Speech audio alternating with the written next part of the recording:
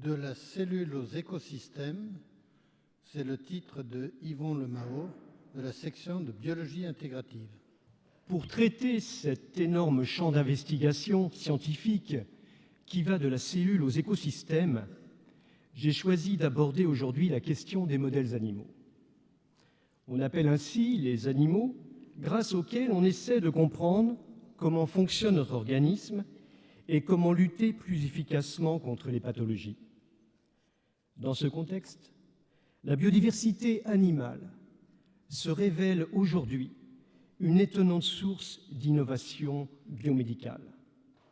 Et donc, c'est une science très récente dont je vais vous parler qui est en cours de développement. Notre première étape est le désert du Kalahari avec cet animal étrange qui est le rat taupe de Damara. Ce n'est ni un rat, ni une taupe. Il fait partie d'une famille en réalité proche du cochon d'Inde. Mais en tant que modèle animal pour la recherche biomédicale, c'est incontestablement un animal exotique. En effet, le modèle dit standard est la souris. On peut la multiplier rapidement. Comme elle est de petite taille, elle coûte moins cher. Et l'on dispose aujourd'hui d'une palette de souris manipulées génétiquement qui permettent toutes sortes d'approches dites mécanistiques. Mais la question clé est la pertinence du modèle animal utilisé. Pour l'avoir ignoré, on s'est retrouvé avec la tragédie des malformations fœtales consécutives à la prise de thalidomide par des femmes enceintes. Revenons à la famille des rats taupes. Ils sont tous d'une grande longévité, et en particulier le rat taupe nu. Il est moins photogénique que le rat taupe de Damara, c'est pour ça que j'avais commencé par lui, mais il vit plus de 30 ans. C'est 16 fois plus longtemps qu'une souris. Or, on a découvert qu'il est pourvu d'un mécanisme anti-cancer qui n'existe pas chez la souris.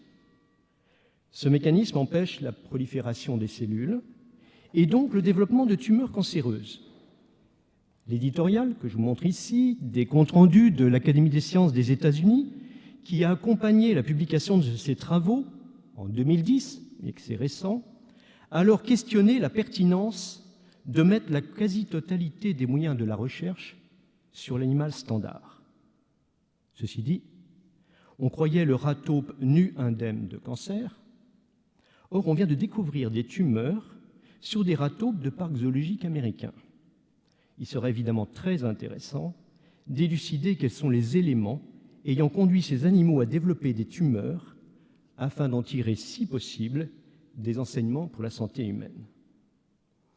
Les recherches sur le rat taupe sont menées au laboratoire, mais les mécanismes développés par certains animaux exotiques ne peuvent être étudiés que dans la nature. Ainsi, l'un des modèles animaux les plus remarquables est celui de l'ours en hibernation. Comme le montrent ces échographies cardiaques réalisées chez l'ours, en haut, un ours actif, en bas, un ours en hibernation, son cœur bat environ 60 coups par minute en temps normal, et lorsqu'il est en hibernation, cette fréquence se réduit à 5 ou 6 battements par minute. Ce qu'il y a de tout à fait extraordinaire au cours de ce jeûne d'hibernation, qui dure 5 à 6 mois, c'est que l'ours utilise exclusivement sa graisse. Il épargne par conséquent ses muscles et toutes ses autres précieuses protéines corporelles. L'ours, à ce que l'on sache, est le seul à pouvoir le faire. C'est d'ailleurs pourquoi il n'urine pas et ne défèque pas pendant les 5 à 6 mois d'hibernation. L'homme ou tout autre animal voit sa masse musculaire se réduire lorsqu'il jeûne. Ainsi, dans le traitement de l'obésité sévère, alors même que la surcharge graisseuse est encore très importante, les régimes très basses calories ne peuvent pas être prolongés au-delà d'une certaine durée en raison d'une dégradation du muscle cardiaque. On voit donc l'intérêt qu'il y aurait à élucider et mimer ce mécanisme dans le traitement de l'obésité sévère. Il y a d'ailleurs des équipes françaises qui travaillent là-dessus. L'intérêt biomédical de l'ours en hibernation sera d'ailleurs, là j'en profite pour faire de la pub, sera d'ailleurs l'un des sujets abordés lors de la prochaine grande exposition de la Grande Galerie du Muséum national d'histoire naturelle, et ce à partir du 12 octobre. Elle portera sur les 8 ours actuels, du panda géant à l'ours polaire. Un autre exemple où le mécanisme physiologique ne pouvait être étudié que dans la nature est celui du manchot royal incubant son œuf. Mâle et femelle s'alimentent à 300 ou 400 km en mer, un jeune étant associé à l'incubation qu'ils assurent à tour de rôle, à terre. C'est habituellement le mâle qui assure les 2 ou 3 dernières semaines d'incubation, la femelle revenant au moment de l'éclosion pour nourrir le poussin. Elle peut cependant ne pas revenir à temps, notamment en raison du réchauffement lié au phénomène El Niño du Pacifique, qui se fait sentir jusque dans l'océan austral et peut encore éloigner ses proies au sud de plus de 200 km. Ce qui est remarquable, c'est que le mâle est alors capable d'assurer pendant une semaine la survie du poussin en le nourrissant avec des proies marines qu'il a conservées intactes pendant ces 2 ou 3 semaines d'incubation dans son estomac, pourtant à une température de 37-38 degrés C. Grâce au soutien de la Fondation de France, nous avons réussi à associer à cette conservation de nourriture la présence d'une petite protéine antimicrobienne et antifongique. Une fois sa structure déterminée et la molécule de synthèse fabriquée, celle-ci se révéla très efficace contre 2 des principaux agents de maladies nosocomiales, le staphylocoque doré et le champignon pathogène responsable de l'aspergillose. C'est un champignon pathogène qui envahit les poumons, notamment dans les cas d'immunodépression. En outre, et on travaille là-dessus actuellement, comme la salinité de l'estomac de manchot est comparable à celle de nos yeux, cette protéine reste très efficace en milieu salin, contrairement à la plupart des antibiotiques. Or, la résistance des bactéries aux antibiotiques, vous le savez, devient une préoccupation de santé publique majeure et on manque d'agents antimicrobiens pour lutter contre les infections oculaires. Mais toute l'expertise nécessaire en biologie pour l'identification d'une telle molécule et de sa structure n'aurait pas été suffisante. Il a fallu innover dans de nouvelles méthodes permettant de prélever des micro-échantillons de contenus stomacaux aux différentes étapes de l'incubation avec des conditions d'asepsie satisfaisantes et bien sûr sans perturber les animaux et ainsi provoquer l'échec de leur reproduction. Un manchot qui cesse de couver, qui abandonne, cesse de conserver sa nourriture dans son estomac. Il la digère. J'aurais pu évidemment vous parler des autres découvertes, car il y en a eu d'autres, d'intérêt biomédical faites sur les manchots. Vu le temps nécessairement limité dont je dispose aujourd'hui, j'ai plutôt choisi de vous montrer comment on s'y prend pour étudier un animal dans son milieu naturel. Et on peut le faire aujourd'hui, sans le perturber. Commençons par le plus simple, l'identifier individuellement et le localiser. Eh bien, le faire sans le perturber n'est pas si simple comme je vais vous le montrer.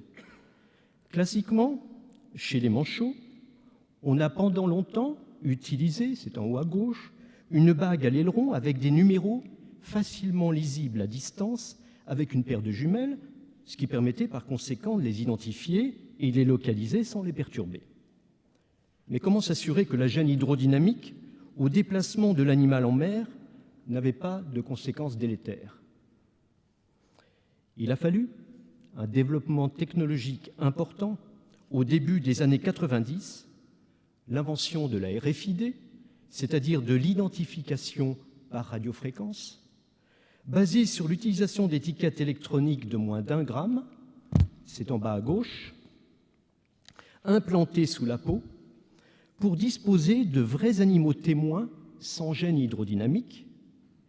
Et grâce à la Fondation Bettencourt-Schuller, en utilisant cette technologie avant même qu'elle soit commercialisée, elle est aujourd'hui très répandue, notamment les animaux de compagnie, nous avons ainsi pu mettre en évidence l'impact de la bague chez le manchot royal. Par rapport aux individus témoins, sans bague, le succès reproducteur des individus bagués est réduit de 40% sur 10 ans, et leur survie réduite de 16%. La survie à 3 ans du poussin est réduite de moitié lorsqu'il est bagué. L'extrême miniaturisation des étiquettes électroniques en RFID qui permet leur implantation sous-cutanée est rendue possible parce qu'elles fonctionnent sans batterie.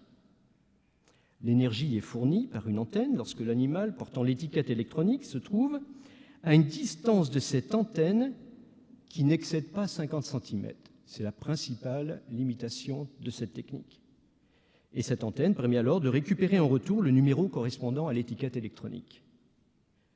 Depuis 18 ans, dans le cadre de l'Institut polaire Paul-Milles-Victor, des antennes enterrées sur 3 points de passage permettent d'identifier automatiquement les manchots royaux lorsqu'ils entrent ou sortent de cette grande zone de la colonie d'île de la Possession dans l'archipel de Crozet. Mais cela ne permet évidemment pas de les localiser dans la colonie.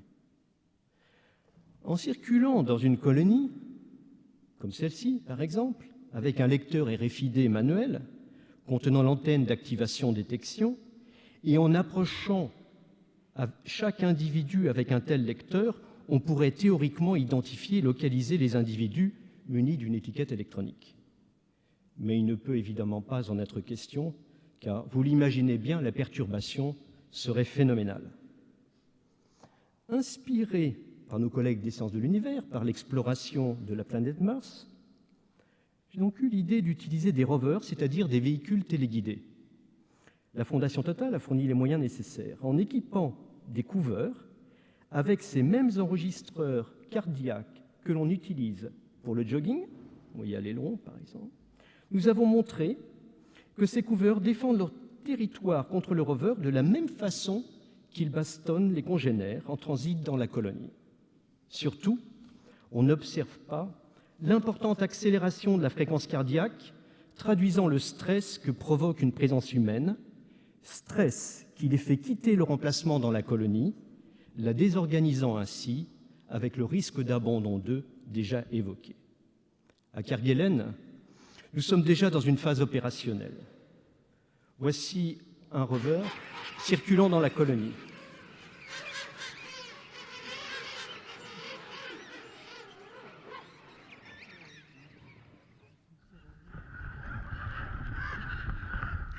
Muni d'un GPS, il identifie les couvreurs munis d'étiquettes électroniques et les localise.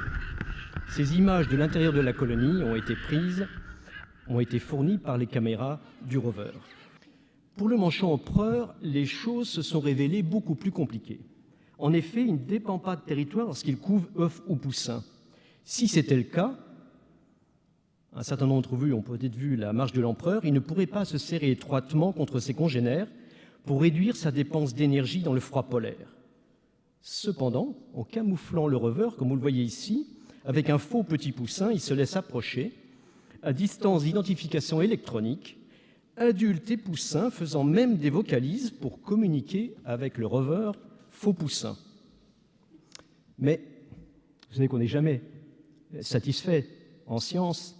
La dimension d'un rover camouflé par un petit poussin limite les instruments scientifiques qu'il peut embarquer. En outre, un tel rover n'est utilisable qu'à l'époque des petits poussins. Il fallait donc fabriquer un faux manchot empereur adulte. Cependant, qui se tiennent en position verticale et se déplacent, comme ils le font dans la nature, était irréalisable, car la vitesse du vent dépasse souvent 100 km/h en terre Adélie. Par contre, toute l'année, comme ici, et vous entendez le glissement de ces manchots sur la glace, en se déplaçant sur le ventre, cédant des ailerons et des pattes. On dit qu'ils tobogganent. C'est ainsi qu'est né le nouveau projet.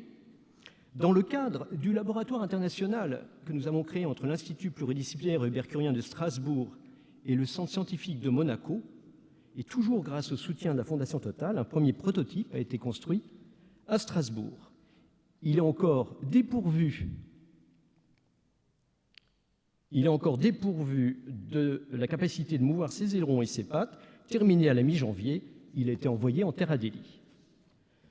Arrivé à la base du mont d'Urville, il regarde ici, avec les caméras ultra miniaturisées qui lui servent Dieu, les ingénieurs qui vont le faire effectuer sa première sortie. Des tests sont actuellement en cours dans la colonie, pendant que les ingénieurs travaillent à Strasbourg sur l'articulation des ailes et des pattes. On ne pourra pas utiliser les servomoteurs classiques pour les robots. Tous les robots actuellement, jusqu'à présent, sont animés par des servomoteurs, car les sons qu'ils émettent entrent dans le spectre des vocalisations des manchots. Une nouvelle innovation méthodologique s'impose par conséquent. Mais pour terminer, l'étude des animaux dans leur milieu naturel ne permet pas seulement de découvrir de nouveaux mécanismes, elle permet aussi de mieux comprendre les changements environnementaux, tels que l'impact des variations climatiques, par exemple. Grâce au dispositif de suivi électronique que je vous ai montré tout à l'heure, il est possible de savoir, à l'échelle de la population dans la colonie de Crozet, comment les variations climatiques, en déterminant la localisation et l'abondance de leurs proies marines, impactent le succès reproducteur et la survie des manchots. En retour, en équipant les animaux de systèmes d'acquisition de données, voilà le prototype avant qu'il aille en terre Adélie, en équipant les animaux de systèmes d'acquisition de données couplés à une balise Argos, profilée avec soin, vous l'imaginez, comme pour cette tortue olivâtre en Guyane, on peut recueillir des données sur l'écosystème dans lequel ces animaux évoluent. Ici, l'évolution de la salinité et de la température en fonction de la profondeur. Les animaux, dans leur milieu naturel, deviennent des auxiliaires pour avoir des informations sur l'environnement. En conclusion, j'espère que vous avoir convaincu qu'en complément du modèle standard de la souris, les modèles animaux dits exotiques sont une mine d'or encore largement inexplorée pour, de la cellule aux écosystèmes, mettre en évidence des mécanismes encore inconnus et même mieux connaître notre environnement. Enfin, sans l'Institut polaire, bien sûr, le remarquable effort du CNRS en Guyane, sans les fondations, au rôle si important pour assurer l'émergence de nouvelles recherches avant que la mode ne développe le financement public, la plupart des travaux évoqués en ces quelques instants n'auraient pu être réalisés. Et tous ces travaux pluridisciplinaires n'auraient pas été possibles sans l'enthousiasme, le dynamisme des chercheurs du CNRS et de l'Université de Strasbourg, rassemblant un grand nombre d'expertises dans tous les domaines. Je vous remercie pour votre attention.